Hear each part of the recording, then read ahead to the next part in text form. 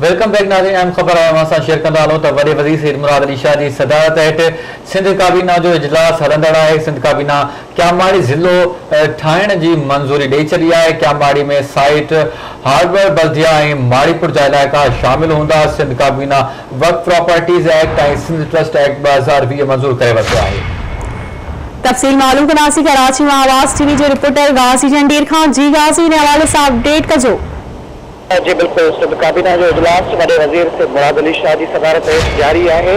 अॼु सिंध काबीना जे इजलास में फ़ैसिलो कयो आहे त कराची में क्यामाड़ी जे नाले सां सतों ज़िलो क़ाइमु कयो वेंदो। वॾे वज़ीर सईद मुराद अली शाह जो चवणु आहे त जेको क्यामाड़ी ज़िलो आहे उन में साइट बल्दिया बारबर ऐं माड़ीपुर वारा इलाइक़ा शामिल हूंदा।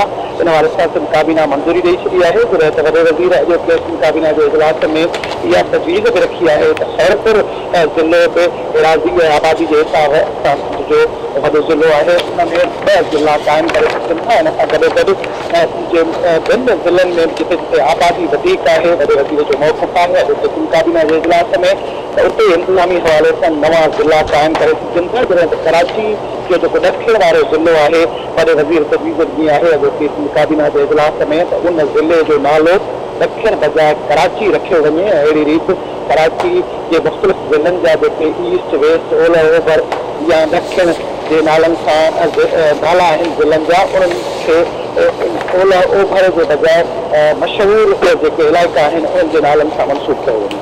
जी ठीक है गाज़ी, वॾी महिरबानी अवां जी तफ़सीलनि खां आगाह करण लाइ।